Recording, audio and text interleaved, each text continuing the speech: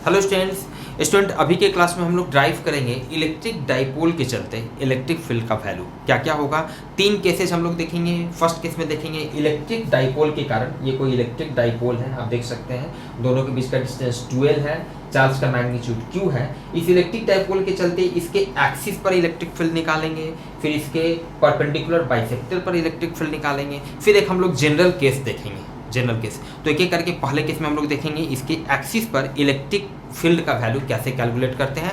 One thing, आज का class जो स्टूडेंट है ये इंपॉर्टेंट है बोर्ड लेवल स्टूडेंट्स के लिए। ऑब्वियस है कंपटीशन लेवल में इसका डेरिवेशन बिल्कुल नहीं पूछा जाता है, लेकिन जो भी हम लोग ड्राइव करेंगे उसका रिजल्ट इंपॉर्टेंट होगा कंपटीशन के लिए।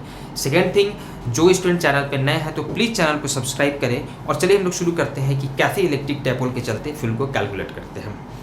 स्टूडेंट सबसे पहला जो केस है हम लोग देख रहे हैं इलेक्ट्रिक डाइपोल। आपका एक इलेक्ट्रिक डाइपोल है, इस डाइपोल के चलते इसके एक्सिस पे सपोज कीजिए ये इलेक्ट्रिक डाइपोल का सेंटर है O। अब इसके सेंटर से r डिस्टेंस पर हमको यहाँ पर इलेक्ट्रिक फील्ड निकालना है। क्लियर है? बहुत ही आसान है स्टूडेंट। इलेक्ट्रिक फील्ड कैसे, सपोज कीजिए दोनों चार्ज को हम लोग सुविधा के लिए इसको मान लिया चार्ज 1 मान लेते हैं, इसको चार्ज 2 मान लेते हैं। क्लियर है student?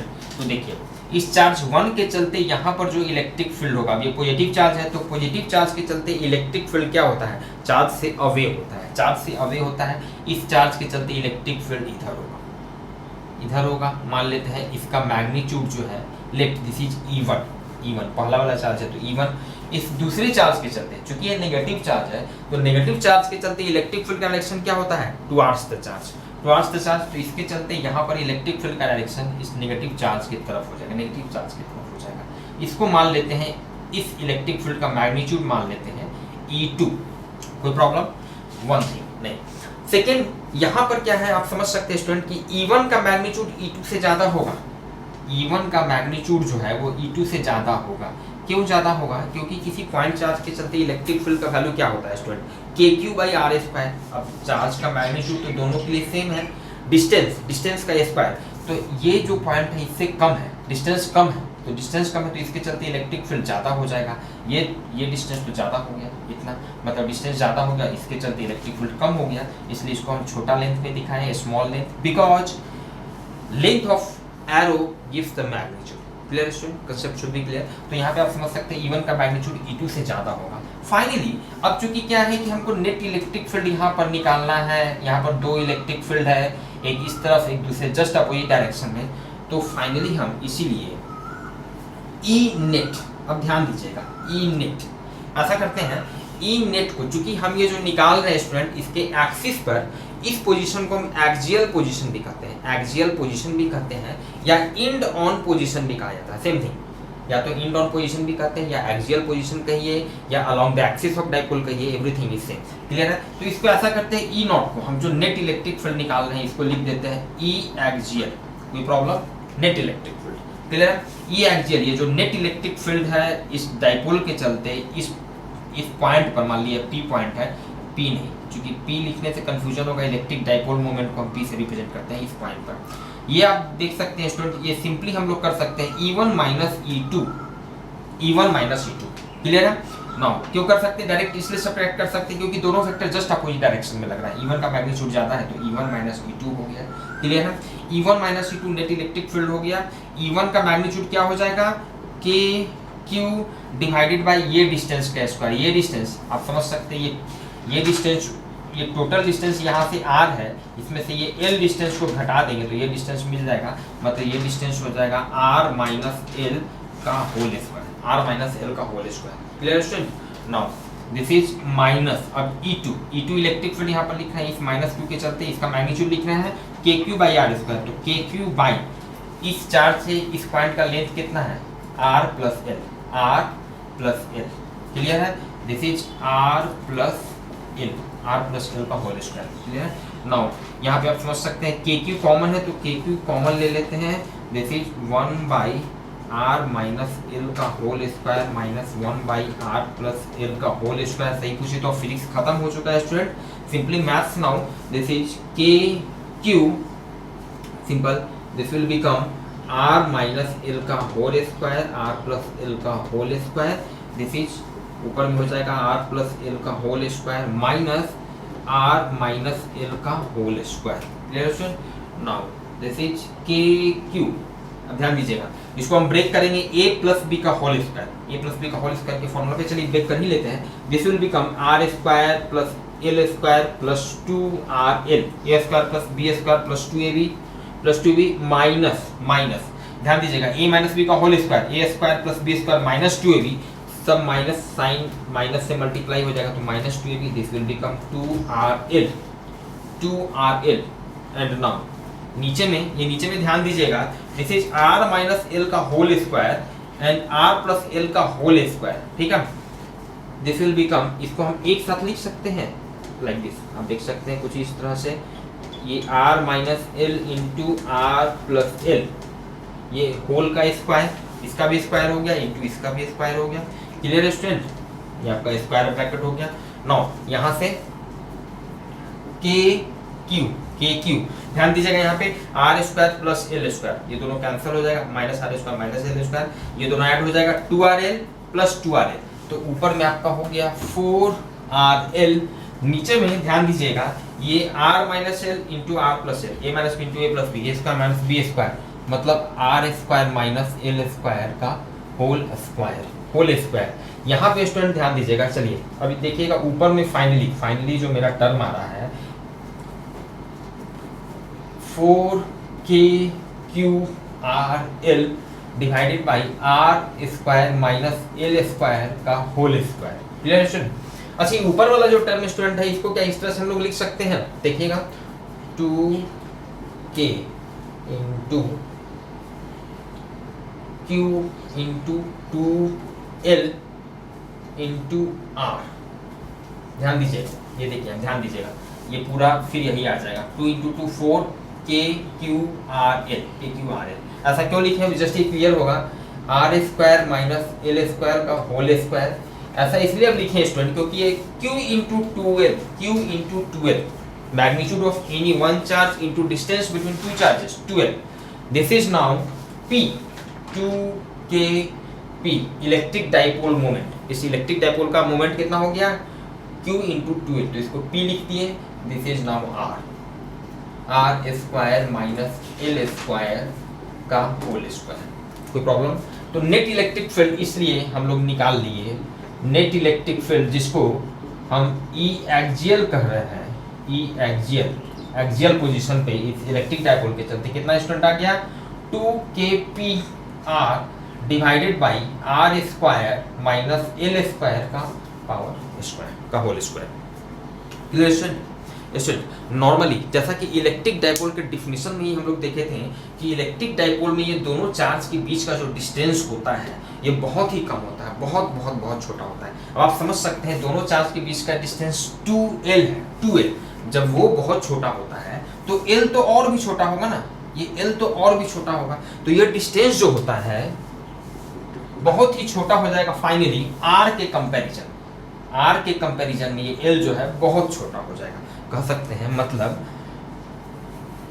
Since R is very greater than L, R जो है ये L से बहुत बड़ा हो जाता है, इसीलिए E एक्सियल। तो इस केस में जब R जो है L से बहुत बड़ा हो जाएगा, तो देखिए तो ये 2kPr और ये नीचे में जो R square minus L square, ये जो टर्म है इसको सिंपली हम लिख देंगे R square.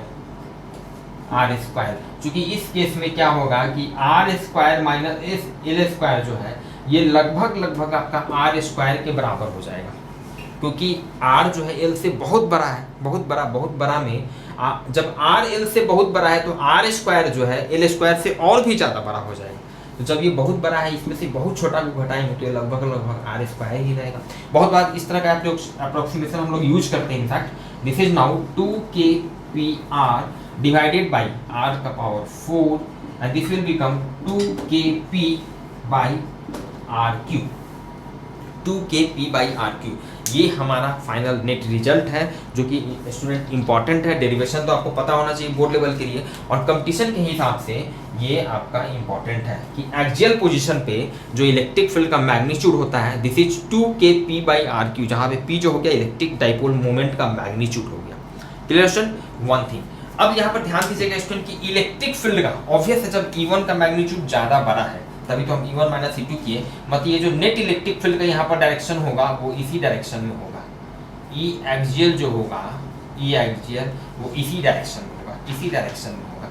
One second thing आप देख सकते हैं कि इलेक्ट्रिक डाइपोल मोमेंट जो P जो है, P का डायरेक्शन स्टूडेंट क्या होता है नेगेटिव चार्ज से पॉजिटिव चार्ज की तरफ, तो P का भी यही डायरेक्शन है, P का भी यही डायरेक्शन है, और नेट इलेक्ट्रिक फील्ड एक्सियल जो इलेक्ट्रिक फील्ड है इसका भी यही डायरेक्शन है, दोनों का डायरेक्शन सेम है। ठीक है, तो वेक्टर फॉर्म में इसको हम लोग लिख सकते हैं। पहला तो ई एक्सियल, यहाँ पर देखिए हम यहाँ पर नेट जो इंपॉर्टेंट रिजल्ट है इसको यहाँ पर लिख रहे हैं। जो एक्सियल पोजीशन पर जो इलेक्ट्रिक फील्ड हो गया इसका मैग्नीट्यूड क्या हो गया 2kp/r3। ठीक है, और इन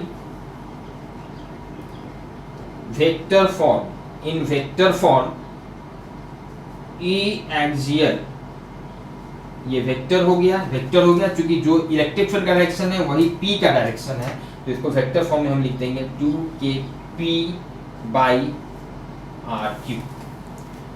कोई प्रॉब्लम नहीं, ये इंपॉर्टेंट रिजल्ट है स्टूडेंट जिसको आपको याद रखना है।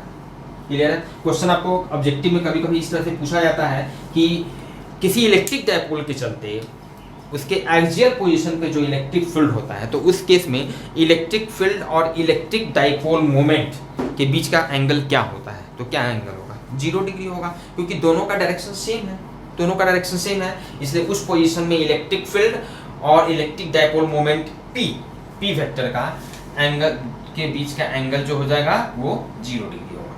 Clear student?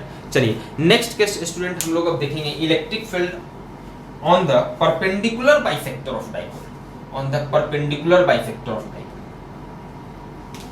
on the, ये केस नंबर 2 अब हम लोग देख रहे हैं।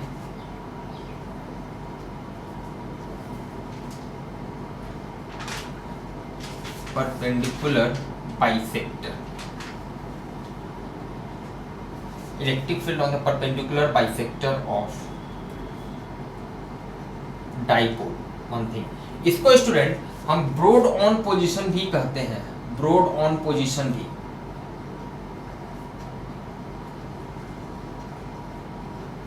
ब्रॉड ऑन पोजीशन भी कहते हैं या इक्वेटोरियल पोजीशन भी कहते हैं, इक्वेटोरियल पोजीशन भी कहते हैं, इक्वेटोरियल पोजीशन भी कहा जाता है इसको।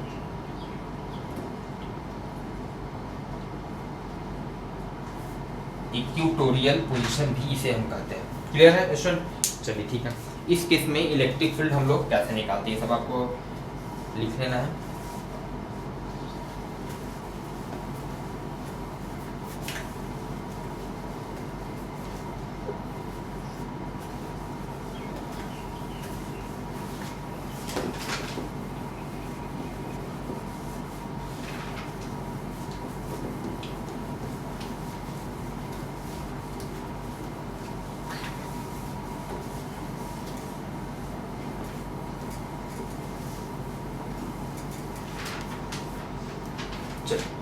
सपोज कीजिए ये आपका एक इलेक्ट्रिक डाइपोल दिखा रहा है,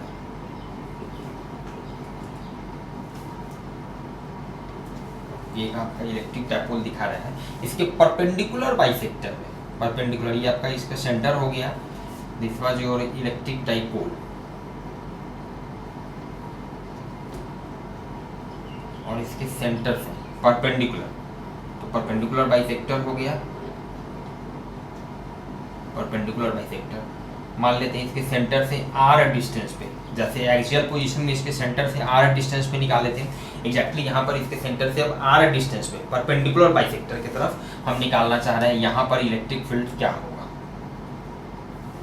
यहाँ पर इलेक्ट्रिक फील्ड क्या होगा स्टूडेंट? क्लियर है? नाउ अगेन यहाँ भी सेंटर से ये डिस्टेंस आपका l हो गया, ये डिस्टेंस l हो गया। मान लेते हैं अगेन ये आपका चार्ज 1 हो गया, दिस इज योर चार्ज 2, ठीक है। तो इसके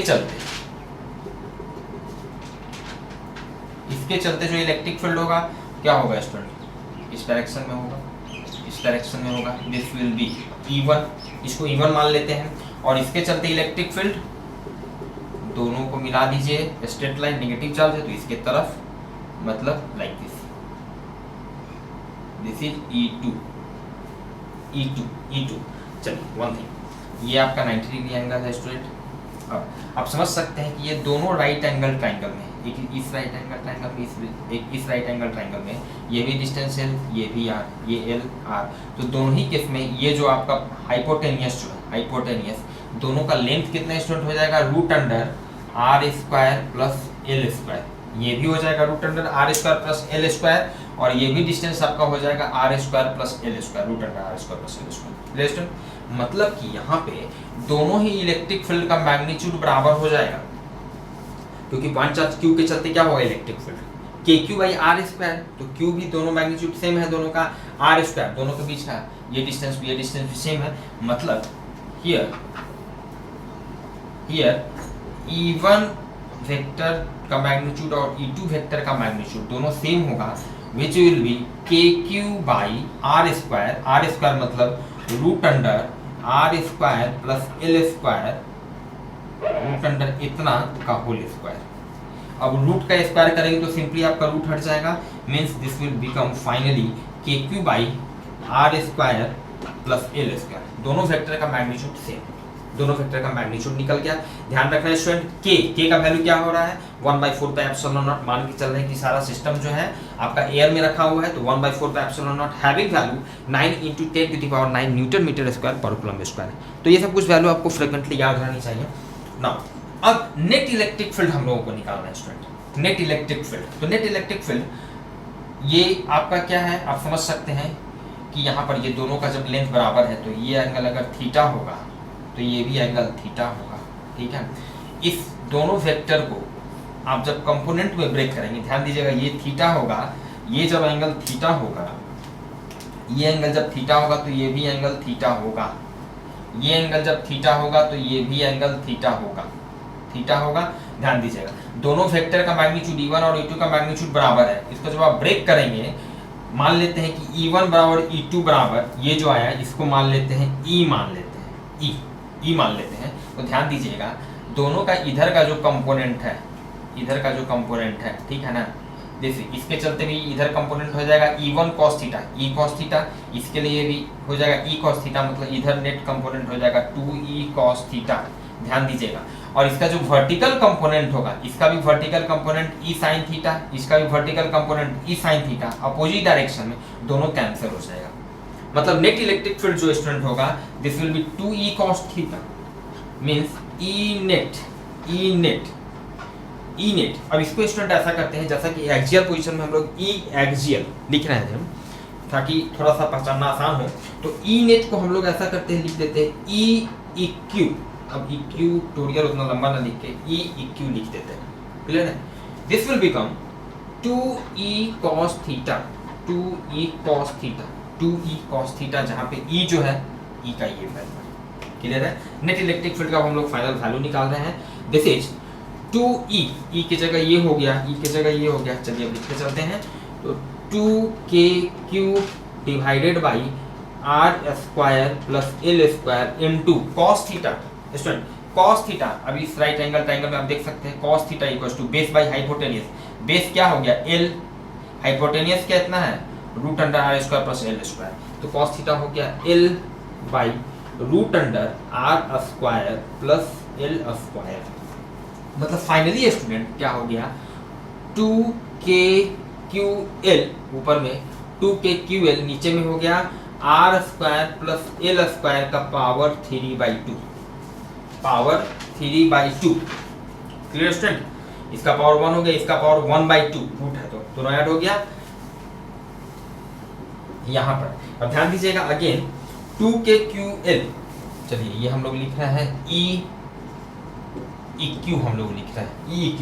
ध्यान दीजिएगा यहाँ पर K को इधर कीजिएगा तो 2QL मतलब Q इंटू 2L, ये एक्चुअली क्या है, P है student, P electric dipole moment. इसका इलेक्ट्रिक डाइपोल मोमेंट क्या होगा, Q इंटू 2L। तो इसको हम ऊपर में लिख सकते हैं, दिस इज KP। चलिए एक लाइन और लिख चलते हैं, this is K into Q into 2L divided by R square plus L square का पावर 3/2। क्लियर है? And this will become this Q into 2L means KP by R square plus L square का power 3/2। This is your E equatorial, E इक्यू।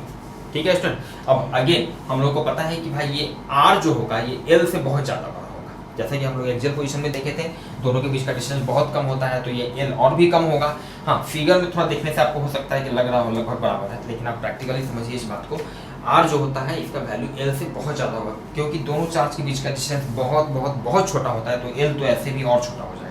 ठीक है, half मतलब ना since R very very greater than L, इसीलिए R square plus L square, ये जो term है R square plus L square, ये लगभग लगभग आपका बराबर हो जाएगा R स्क्वायर के, क्योंकि R बहुत बड़ा है तो R स्क्वायर और भी बड़ा हो जाएगा L स्क्वायर से।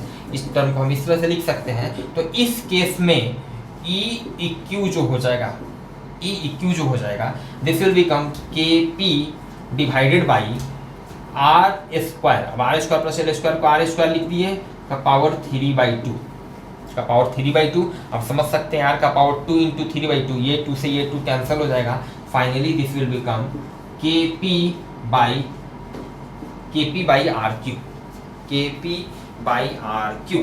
मतलब कि हमारा जो एक दूसरा इंपॉर्टेंट रिजल्ट स्टूडेंट निकल चुका है, E equatorial, this is E equatorial position पे R डिस्टेंस पे इलेक्ट्रिक फील्ड का मैग्नीट्यूड स्टूडेंट कितना आ रहा है, KP by RQ, which is आप समझ सकते हैं कि ये एक्सियल पोजीशन में कितना आ रहा था, 2KP बाई RQ, और इक्विटोरियल पोजीशन में KP बाई RQ, इसका हाफ आ रहा है, ठीक है, मतलब कि इसका हाफ आ रहा है, मतलब कि आप लिख सकते हैं E एक्सियल पोजीशन पर जो इलेक्ट्रिक फील्ड होता है वो 2 into E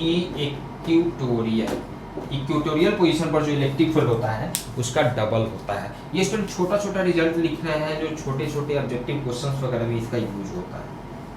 clear student? Now अब जैसा हम लोग एक्सियल पोजीशन में देखे थे कि एक्सियल पोजीशन में इलेक्ट्रिक फील्ड का जो डायरेक्शन होता है वही इलेक्ट्रिक डाइपोल मोमेंट का डायरेक्शन होता है।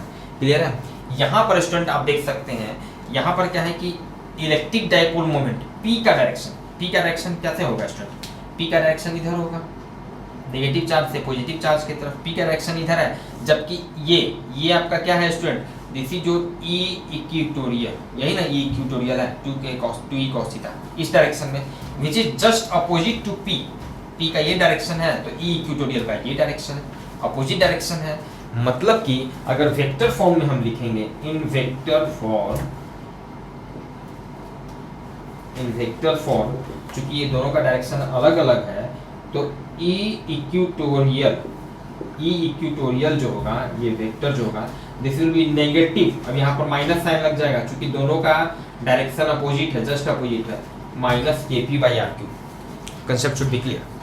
तो क्वेश्चन आपसे जैसे ऑब्जेक्टिव में पूछा जाएगा कि भाई इक्विटोरियल पोजीशन पे इलेक्ट्रिक फील्ड का जो डायरेक्शन होता है, ठीक है, वो इलेक्ट्रिक डाइपोल मोमेंट के साथ कितना एंगल बनाता है। तो एक्सियल पोजीशन पे कितना एंगल बना रहा था, 0 डिग्री, दोनों सेम डायरेक्शन में था। यहाँ पर कितना एंगल बनाएगा, 180 डिग्री बनाएगा, क्योंकि दोनों का डायरेक्शन जस्ट अपोजिट है। तो इस तरह से मतलब आपका कंसेप्ट वगैरह क्लियर होता है, ये कंसेप्ट आपका यूज होता है। Clear student? चलिए ठीक है, आपका इक्विटोरियल पोजीशन का मैग्नीट्यूड वगैरह निकल चुका है, इस तरह से हम लोग देखते हैं। अब स्टूडेंट हम लोग नेक्स्ट और लास्ट केस में आज का देखते हैं जनरल पोजीशन पे, अगर किसी इन जनरल किसी पोजीशन पे निकालना चाहें इलेक्ट्रिक फील्ड। क्लियर है? Okay,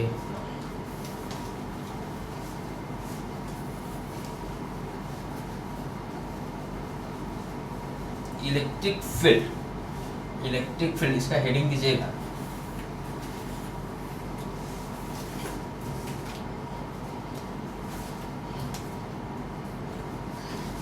electric field at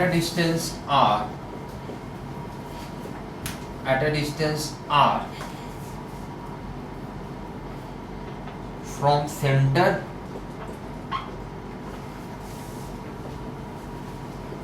of dipole from center of dipole कुछ इस तरह का, जैसे मान लिया आपका सिचुएशन है, सपोज कीजिए ये एक आपका एक इलेक्ट्रिक डाइपोल हमें दिखा रहा है, इलेक्ट्रिक डाइपोल दिखा रहा है। अच्छा स्टूडेंट, हाँ एक बात छूट गया, आप जैसे हम लोग एक्सियल पोजीशन में देखे थे कि मान लिया एक्सियल पोजीशन में आपको हम जैसे निकाल के दिखा रहे हैं कि भाई ये इस तरह से लाइन कनेक्ट हुआ, हमने इलेक्ट्रिक फील्ड इस तरफ निकाला, तो हम लोगों ने देखा कि भाई जो इलेक्ट्रिक डाइपोल मोमेंट का डायरेक्शन है वही इलेक्ट्रिक फील्ड का डायरेक्शन है। तो ध्यान दीजिएगा, ऐसा नहीं वो इस पोजीशन पे वैलिड है, आप इस तरफ भी देख सकते हैं इलेक्ट्रिक फील्ड का इधर, जब इधर आप कीजिएगा तो इस केस में भी इलेक्ट्रिक फील्ड का डायरेक्शन से इस तरफ आ जाएगा, क्योंकि इस केस में क्या होगा, इसके चलते इलेक्ट्रिक फील्ड ज़्यादा हो जाएगा, इसके चलते डिस्टेंस बढ़ गया तो इसके चलते इलेक्ट्रिक फील्ड कम हो गया। मतलब फाइनली किसी भी केस में एक्सियल पोजीशन के केस में इलेक्ट्रिक फील्ड और इलेक्ट्रिक डाइपोल मोमेंट का डायरेक्शन सेम होगा, आप किसी भी पोजीशन में निकालें। एग्जैक्टली इक्वेटोरियल पोजीशन में आप चाहे इस तरफ निकालें चाहे फिर आप इस तरफ निकालें, आपको मिलेगा, आप देख सकते हैं चेक करके, बल्कि आपको चेक करके देखना चाहिए कि हमेशा इलेक्ट्रिक फील्ड का और इलेक्ट्रिक डाइपोल मोमेंट का डायरेक्शन हमेशा जस्ट अपोजिट होगा, एंगल 180 डिग्री होगा। क्लियर है? नाउ अभी के केस में हम लोग देख रहे हैं कि मान लिया आपका एक इलेक्ट्रिक डाइपोल है, एक इलेक्ट्रिक डाइपोल है, इसके सेंटर से मान लिया r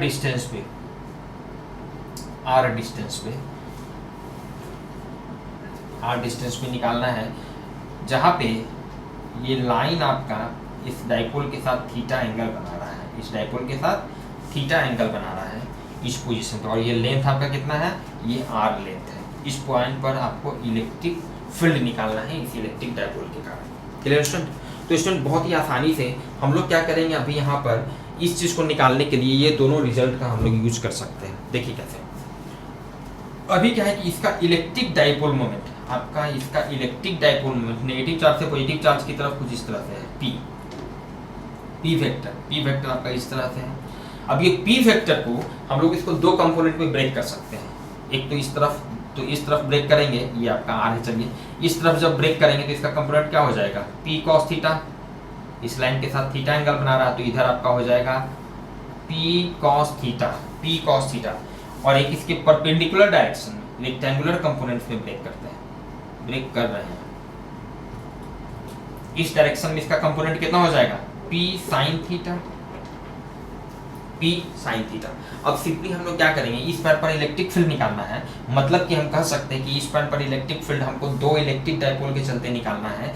एक इलेक्ट्रिक डाइपोल जिसका इलेक्ट्रिक डाइपोल मोमेंट है पी कॉस थीटा, एक बार इसके चलते यहाँ पर इलेक्ट्रिक फील्ड निकालिए। दूसरा इलेक्ट्रिक डाइपोल जिसका इलेक्ट्रिक डाइपोल मोमेंट है पी साइन थीटा, एक बार इसके चलते यहाँ पर इलेक्ट्रिक फील्ड निकालिए, और दोनों इलेक्ट्रिक फील्ड को वेक्टोरियल ऐड कर दीजिए। क्लियर है? One thing. सेकेंड थिंग, जब इसके चलते जिसका डाइपोल मोमेंट आपका पी कॉस थीटा है, इसके चलते निकालना हो, मतलब ये हम इसके चलते सिंपली क्या है, एक्सियल पोजीशन पे निकालेंगे, तो इसके चलते जो इलेक्ट्रिक फील्ड होगा, समझ सकते हैं एक्सियल पोजीशन पे क्या था, जिस डायरेक्शन में डाइपोल मोमेंट है उसी डायरेक्शन में इलेक्ट्रिक फील्ड है, समझिएगा, उसी डायरेक्शन में इलेक्ट्रिक फील्ड है, तो इसके चलते इलेक्ट्रिक फील्ड मान लेते हैं E1, इलेक्ट्रिक फील्ड का मैग्नीट्यूड E1 इस डायरेक्शन में होगा इलेक्ट्रिक फील्ड। दूसरा, अब इस इलेक्ट्रिक डाइपोल के चलते जिसका डाइपोल मोमेंट है P sin थीटा, इसके चलते इस पॉइंट पे निकालना हो, तो ये मेरा केस हो गया इक्वेटोरियल पोजीशन वाला, इक्वेटोरियल परपेंडिकुलर, इसके परपेंडिकुलर साइड में। क्लियर है? तो इक्वेटोरियल पोजीशन हो गया। तो इक्वेटोरियल पोजीशन वाले केस में क्या था, जिस डायरेक्शन में आपका डाइपोल मोमेंट था उसके जस्ट अपोजिट डायरेक्शन में इलेक्ट्रिक फील्ड था, सो दैट कि दोनों के बीच का एंगल 180 डिग्री, मतलब इस डायरेक्शन में डाइपोल मोमेंट है P sin थीटा, तो इस इलेक्ट्रिक डाइपोल जिसका डाइपोल मोमेंट है P sin थीटा, इसके चलते यहाँ पर इलेक्ट्रिक फील्ड होगा इसके जस्ट अपोजिट डायरेक्शन में, लेट इसका मैग्नीट्यूड होगा E2 होगा। क्लियर है स्टूडेंट? नाउ अब यहाँ पे एक एक करके हम लोग देखिए मैग्नीट्यूड भी लिख सकते हैं E1 E1। देखिए E1 इलेक्ट्रिक फील्ड किसके चलते था, ये P cos थीटा वाला जो डायपोल मोमेंट है उसके चलते था। तो एक्सियल पोजीशन पे मेरा क्या फॉर्मूला था, एक्सियल पोजीशन पे फॉर्मूला था 2kp/r³, 2kp/r³। चलिए लिखते हैं तो 2kp, तो ध्यान दीजिएगा यहाँ पर हम लोग P लिखेंगे P cos थीटा। इस P cos थीटा डायपोल, जिसका डायपोल मोमेंट है P cos थीटा, उसके चलते हम, ये डिस्टेंस है R है, एक्सियल पोजीशन R डिस्टेंस पे हम निकाल रहे हैं, तो 2kp, तो P यहाँ पर हो जाएगा P cos theta divided by ये डिस्टेंस कितना है R3, क्लियर है। नाउ सिमिलरली E2 हम इलेक्ट्रिक फील्ड इसके चलते निकाल रहे हैं, तो इसके चलते मतलब ये ब्रो डाउन पोजीशन पे, इक्वेटोरियल पोजीशन पे, तो इक्वेटोरियल पोजीशन पे क्या था kp/r³, सीधे फॉर्मूला kp/r³। तो k, तो इस केस में इलेक्ट्रिक डायपोल मोमेंट कितना है, p नहीं है, p sin थीटा है, p sin थीटा, क्लियर है, p sin थीटा। तो this will become p sin theta by r³, p sin theta by r³, clear है स्टूडेंट। ये आपका क्लियर होना चाहिए, फिजिक्स यही चलेगा, थोड़ा सा और हल्का सा और आगे यूज होगा। तो नेट इलेक्ट्रिक फील्ड, इसीलिए नेट इलेक्ट्रिक फील्ड, चलिए इसको ई नेट ही रहने देते हैं। नेट इलेक्ट्रिक फील्ड जो हो जाएगा, दिस विल बिकम सिंपली, अब क्या है, ये दोनों परपेंडिकुलर है, दोनों के बीच का एंगल 90 डिग्री है, ठीक है ना। तो नेट इलेक्ट्रिक फील्ड सिंपली हम लिख सकते हैं E1 का स्क्वायर प्लस E2 का स्क्वायर, क्लियर है, ध्यान दीजिएगा। चलिए यहाँ पर क्या है, एक लाइन चलिए लिख ही लेते हैं हम लोग, रूट अंडर क्या होगा, ये टोटल का whole square plus root under इसका भी टोटल का होल स्क्वायर। तो यहाँ पर ध्यान दीजिए, ये kp/r³ दोनों में कॉमन आ रहा है स्टूडेंट। एक लाइन चलिए हम लोग लिख लेते हैं, 2kp cos theta by r³ का होल स्क्वायर प्लस ये हो गया kp sine theta divided by r³ का होल स्क्वायर, चलिए ठीक है। ये तो आपका पहला वाला डेरिवेशन था।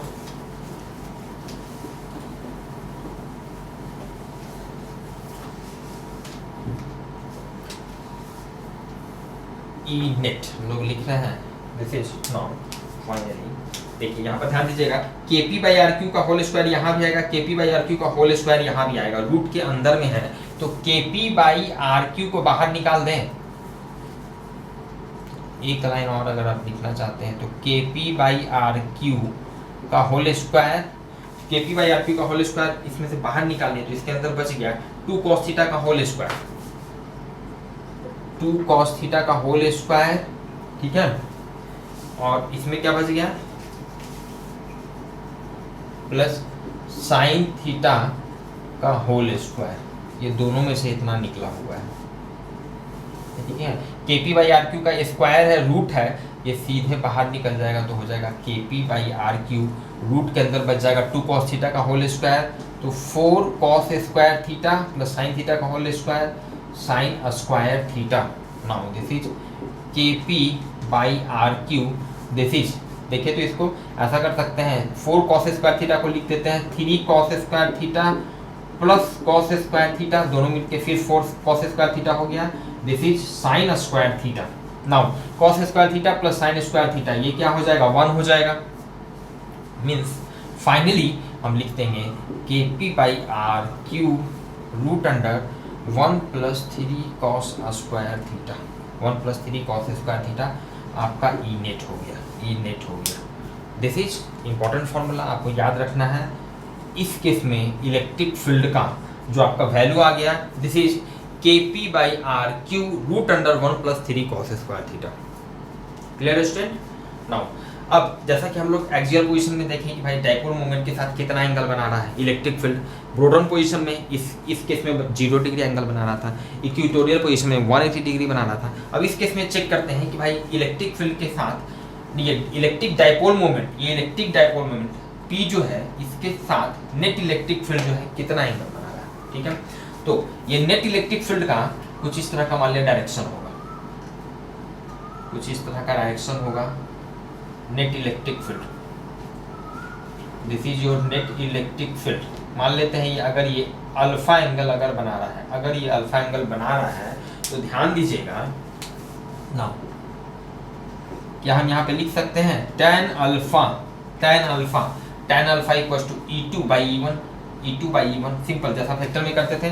This is E2 by E1 E2 कितना है student, KP sin theta by RQ divided by E1 2KP cos theta by RQ करेंगे तो KP बाई RQ तो दोनों में कॉमन है, तो सिंपल E2 बाई E1 करेंगे तो ऊपर में रह जाएगा sin थीटा, समझ रहे हैं। KP बाई RQ दोनों का कैंसिल हो जाएगा, KP बाई RQ तो ऊपर में sin थीटा, नीचे में 2 cos थीटा, नीचे में 2 cos थीटा, मतलब ये 1/2 अलग हो गया, sin theta by cos theta, this is tan theta. Clear है, मतलब यहाँ पे अल्फा एंगल को आप लिख सकते हैं tan अल्फा, मतलब tan अल्फा जो हो गया this is half tan theta हो गया, ठीक है। फाइनली जो आपका इलेक्ट्रिक फील्ड जो है वो इलेक्ट्रिक डायपोल मोमेंट के साथ कितना एंगल बना रहा है, तो ये अल्फा एंगल है, इसके साथ इस तरह से एक हॉरिजॉन्टल लाइन ड्रॉ कीजिएगा, हॉरिजॉन्टल लाइन, तो यही एंगल, तो ये थीटा, तो यही एंगल तो थीटा है, मतलब इसीलिए एंगल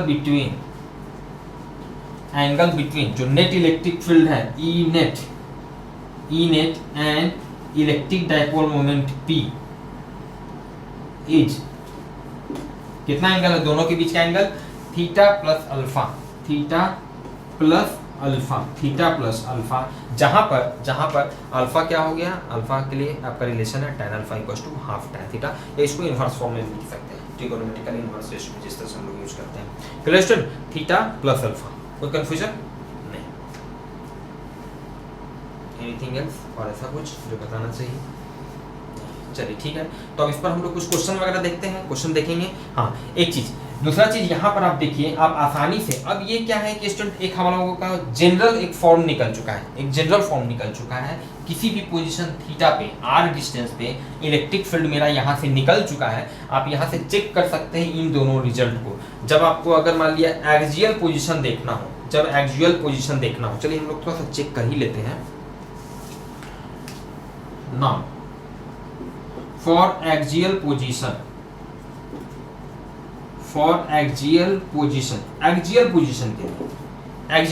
के लिए, तो जब एक्सियल पोजीशन होगा तो स्टूडेंट थीटा का वैल्यू क्या हो जाएगा, 0 डिग्री हो जाएगा ना, थीटा आपका 0 डिग्री होगा, थीटा आपका घट के 0 डिग्री हो गया। इक्वेटोरियल के लिए थीटा आपका 90 डिग्री हो जाएगा, थीटा क्या हो जाएगा, थीटा 0 डिग्री, थीटा जब 0 डिग्री हो जाएगा तो ध्यान दीजिए यहाँ पर इस फॉर्मूला में इनेट में यहाँ पर थीटा 0 करेंगे तो cos 0 क्या होता है, 1 होता है, cos 0 1, तो 3 into 1 का स्क्वायर 3, 1 + 3 आपका √1 + 3 2 आ जाएगा, √4 2 आ जाएगा, means this will become E net, इस केस में ई नेट जो है ई एक्सियल के बराबर हो जाएगा, this will become 2kp by RQ, obvious जो कि आना भी चाहिए था। क्लियर स्टूडेंट, उसी तरह आप यहाँ पे लिख सकते हैं एंड फॉर इक्वेटोरियल पोजीशन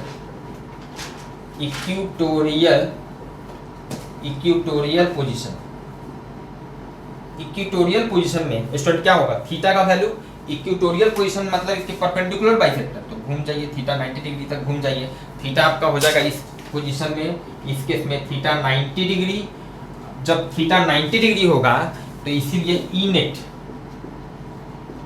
क्या हो जाएगा, KP बाई RQ, वहां पर भी आप एक लाइन लिख सकते थे, KP by RQ √1 + 3 cos square 0 degree, समझ रहे हैं, यही रिजल्ट आता। यहाँ पे चलिए एक लाइन लिख लेते हैं, KP by RQ √1 + 3 cos square 90 degree, cos square 90 degree, तो cos 90 डिग्री का वैल्यू 0, तो ये पूरा टर्म ही 0 स्टूडेंट, ये पूरा टर्म ही आपका 0, तो √1 + 0 मतलब कुछ नहीं, आपका 1 ही रह गया, मतलब कि this is KP by RQ, मतलब ये ई इक्वेटोरियल जो हम लोग पहले निकाले थे उसके बराबर आ रहा है, KP बाई RQ, ऑब्वियसली आना भी चाहिए था। तो एग्जाम में सपोज कीजिए कि अगर आपको किसी जनरल पोजीशन पर भी इलेक्ट्रिक फील्ड ड्राइव करने के लिए आपसे पूछा जाए, मतलब ये फॉर्मूला तो आपको ड्राइव करना ही है, और साथ ही साथ आपको अगर एक्सियल पोजीशन पे भी पूछ दिया जाए तो आप पहले जनरल फॉर्मूला को ड्राइव कीजिए और उसके बाद स्पेशल केस लेके एक्सियल पोजीशन का, या फिर जैसा पूछा जाए इक्वेटोरियल पोजीशन का, आप इसको ड्राइव कर दीजिए। या फिर अगर सपोज कीजिए एग्जाम में अगर आपको डायरेक्ट पूछा जाए ओनली कि भाई एक्सियल पोजीशन पे निकालिए, जो कि ज़्यादातर यही पूछा जाता है, या फिर इक्वेटोरियल पोजीशन पे, तो उसके लिए पहले जो हम लोग फॉलो किए डायरेक्ट आप वहाँ से उस तरह से उसको बनाइए। स्टूडेंट चलिए एक क्वेश्चन हम लोग देखते हैं स्टूडेंट कि किस तरह से क्वेश्चन वगैरह पूछा जाता है इन फॉर्मूला पर बेस्ड।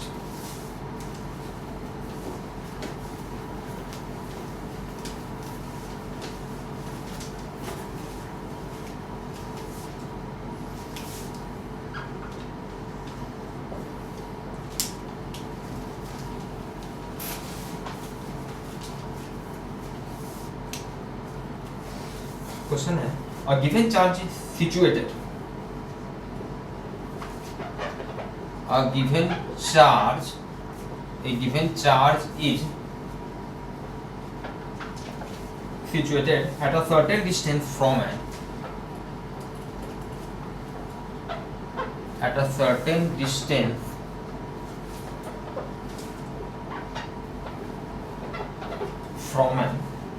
इलेक्ट्रिक डाइपोल शॉर्ट में लिखते हैं ED, from an electric dipole in the end on position, in the end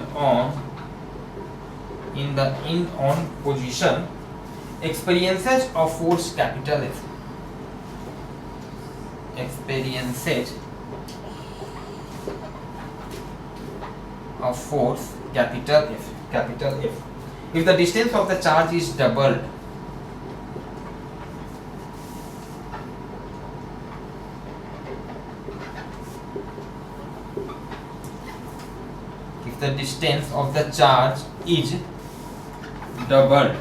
अगर डिस्टेंस को डबल कर दिया जाए, is double, comma, the force acting on the charge will be,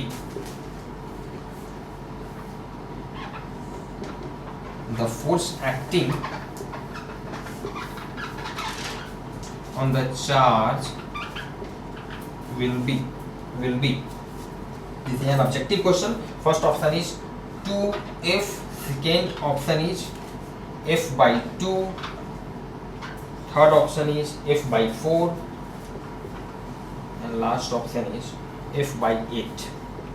चलिए हम इसको मिटा रहे हैं, तब तक आप सोचिए।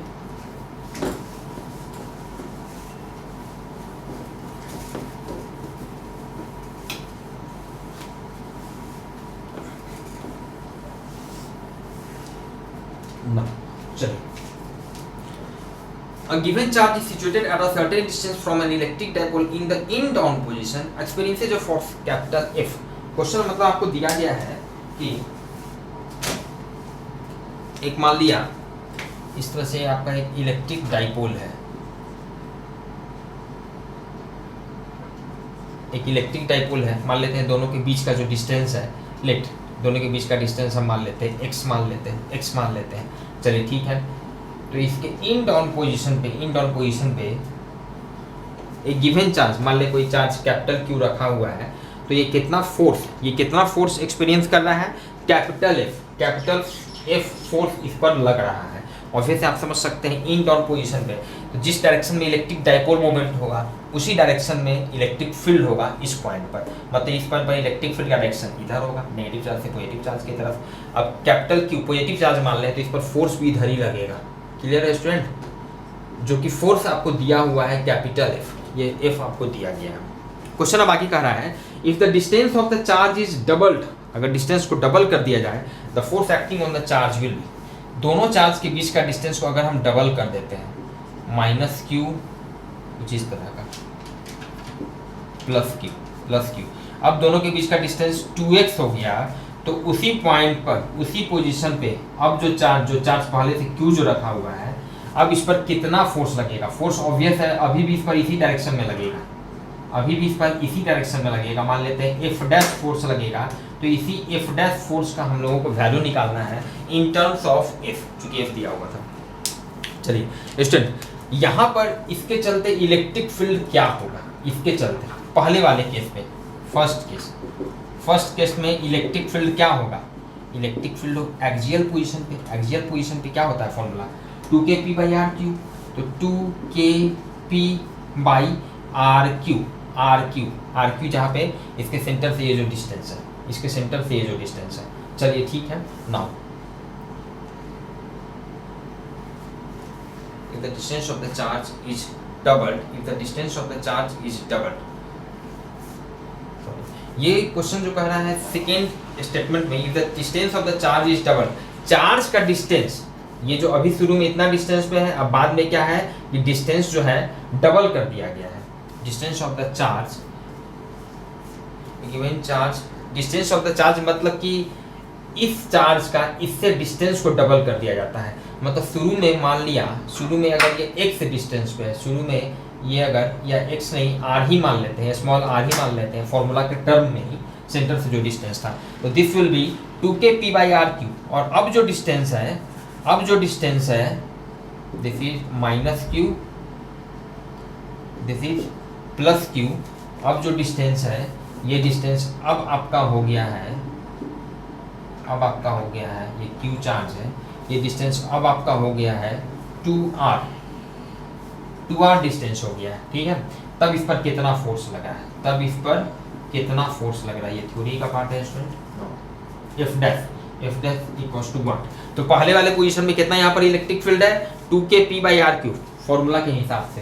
तो फोर्स कितना लगेगा, तो फोर्स लगेगा F इक्वल्स टू QE, यहाँ पर इलेक्ट्रिक फील्ड E है तो फोर्स कितना लगेगा QE, तो 2kpq से मल्टीप्लाई कर देंगे डिवाइडेड बाई r³। इतना फोर्स लग रहा था। और सेकेंड केस में ध्यान दीजिएगा स्टूडेंट, अब यहाँ पर इलेक्ट्रिक फील्ड कितना हो जाएगा, डिस्टेंस को हम डबल कर दिए, ये यहाँ से इसके सेंटर से ये जो डिस्टेंस है, अब ये डिस्टेंस r के जगह पे डिस्टेंस बिटवीन द चार्जेज जो है वो डबल हो चुका है, 2r हो चुका है। तो इस केस में जो इलेक्ट्रिक फील्ड स्टूडेंट होगा, this will become 2kp divided by r। अब क्या हो गया 2r, इसको e डैश कर देते हैं तो 2r का पावर q, मतलब दिस इज नाउ 2kp/8r³। तो इस केस में जो फोर्स लगेगा F dash, this will become what QE dash, this is 2kpq divided by 8r³ which is simply F/8। F इतना है तो आप समझ सकते हैं दिस इज नाउ F/8।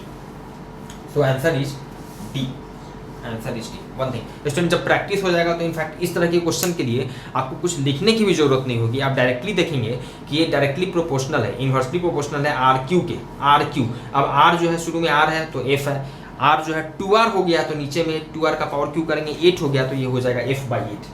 तो फॉर बिगिनर्स स्टार्टिंग के लिए सब थोड़ा करना पड़ता है, बाकी जब प्रैक्टिस हो जाएगा तो बहुत आसानी से इन क्वेश्चन को आप सॉल्व कर सकते हैं। Clear student? तो चलिए मिलते हैं हम लोग फिर नेक्स्ट क्लास में नेक्स्ट टॉपिक के साथ। और जो स्टूडेंट नए हैं प्लीज चैनल को सब्सक्राइब करें। Thank you.